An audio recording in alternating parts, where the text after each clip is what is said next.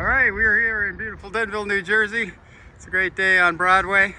And yesterday we had some very special visitors here.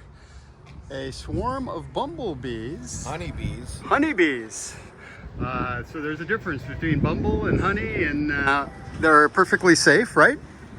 Yes, at this point, when honeybees swarm, they're very docile. They almost never sting, and they can be captured quite easily. So what we have here is a small cluster of maybe 150 to 200 honeybees, which are left over from a full-scale swarm that occurred yesterday. A swarm happens when a colony gets overcrowded and a percentage of the colony leaves with a newly made queen. And that queen will fly off and land in a tree with all of her cohorts that decide to leave with her following. And they will make a cluster of bees around the queen where they will sit for a day, 2 days, 3 days, usually not much longer than that, while scout bees fly around and look for a new home location. They'll come back if they've found something that they think is suitable, and they will tell the queen by doing a dance. They'll say how far it is, how big it is, how high off the ground it is, and based on all that information, the queen will decide which of those new home locations she thinks is suitable. When she's ready, she will come out to the surface of the swarm. The swarm will start getting excited. They will sort of embark into a flying cloud. The queen will fly off to the new home site that she was told about by one of the scout bees and move in, and all the rest of the bees will move in behind her. But what happened yesterday is, before all that happened, some other local beekeeper, we don't know who it is at this moment, came and collected the swarm, and they will put those bees along with the queen into a new beehive. So the way that usually works is if the bees are on a branch, the branch is cut, and we can see that there's a cut branch right here. They'll cut the branch that has the swarm on it, shake it into a box, hopefully retrieve the queen with that, close the box up, and take it away. Okay. When that happens, there's always a few bees that will sort of fly loose, that don't wind up in the box. They will return to the spot where the queen was hanging out last, because they can still smell her pheromones. So these bees are kind of what we would call lost bees. They don't have a home, they don't have a queen. They'll hang out here for a few days, and eventually they will disperse.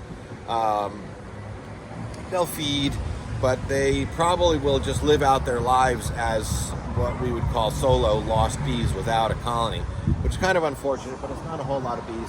They'll do their thing, they will feed, and probably come back here and roost for the next several days until they finally wander off. But the main colony has been captured. Unfortunately, those will go on to form a new hive and reproduce and produce honey for whoever the lucky beekeeper is that was able to capture that hive. So wow. That's how capturing a swarm works. Wow, and I know you being an expert with the Denville Community Gardens and making your own honey, of course, and your hives. This is like a big like Game of Thrones almost. Yes. It is, and if you can catch a hive, you're quite lucky. I caught several, in past years. If you catch a swarm and put it in, it's free bees, it's free a free colony, so that's always nice to get. And they usually have a better chance of full survival if you can get them into a managed beehive, because you can manage for mites and other problems that honeybees are having these days, because it is a challenge to keep honeybees with all of the environmental stressors and varroa mites, trachea mites, and sudden hive collapse disorder. It's not an easy pursuit anymore. It takes a lot of management to keep honeybees going in a colony, and they have the same issues if they are what we call feral colonies. If they're living in the walls of your house or in a hollow tree or something. Those feral colonies all have the same same stressors as captive hives do. So that's why propagating honeybees is very important, and trying to keep colonies going and keep them healthy is very important. We still got a few. Mr. Doug Irwine, good to see you. And I understand you were here for the big event yesterday. Yeah. And I like my car. they liked your car with some sugar water and smoke, apparently. So I thought they might be attracted to the flower shop here, but this is actually a cherry tree, correct? Yeah, it's cherry tree, and that has nothing to do with why they landed there. It was just the most convenient spot the queen found to land. Okay. So wherever she lands, all the rest of the bees will follow, and I can see they're taking a liking to you now. So they know you're a friendly beekeeper. No concern to Denville. So there you go. There is no widespread panic, of course, so and just leave them be, let them do their thing, and they will wander off. And DPW has done a nice job of cordoning off the area. And you being one of the leading members of the POW group, Protect Our Wetlands, Water and Woods. And I know you've been out on several wildlife, wow, they're getting active here. Yeah, they're kind of getting ready to go out for feed. Yeah, they are flying about. So that's temperature related? Yeah, once it warms up, they'll get more active and move off. They are buzzing about. So as one of the tour guides and members of POW, I know that you give a tree hike in Jonathan's Woods and geology and all that. Yeah, so I have a question concerning these guys here, the beautiful helicopters. So prominent now. Yes, everyone tends to call these helicopters that when they come down, they twirl around. This is a seed from a maple tree. All maple trees make some form of what's called a samara. The helicopter form is an interesting biological adaptation, which helps disperse the seeds away from the parent plant, because if it falls directly underneath the parent plant, there's less chance that tree seedling will get enough light and survive.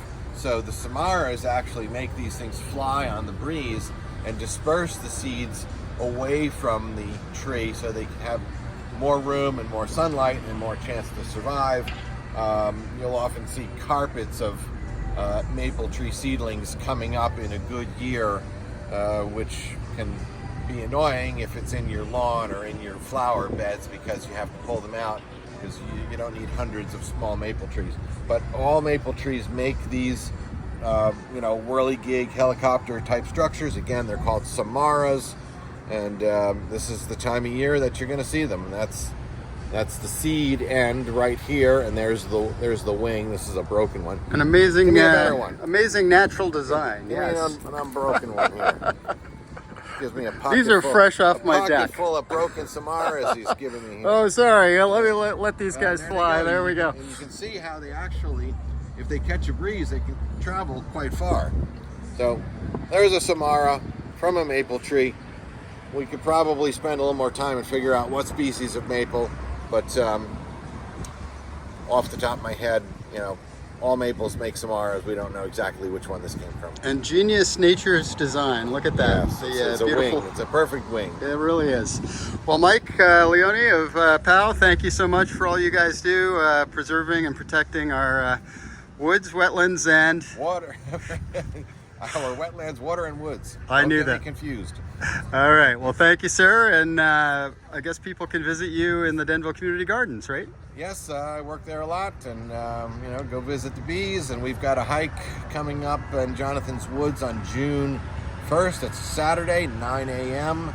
At the Old Beach Glen Road parking lot. That hike will be Secrets of the Forest, where we just walk around and basically talk about forest ecology, Native American habitation, early settlement, early farming, and whatever else kind of falls in front of us. Okay, well, you guys do a terrific job. And I have one last question. as a harmonica player, I'm curious if the bees respond to sound. I kind of doubt.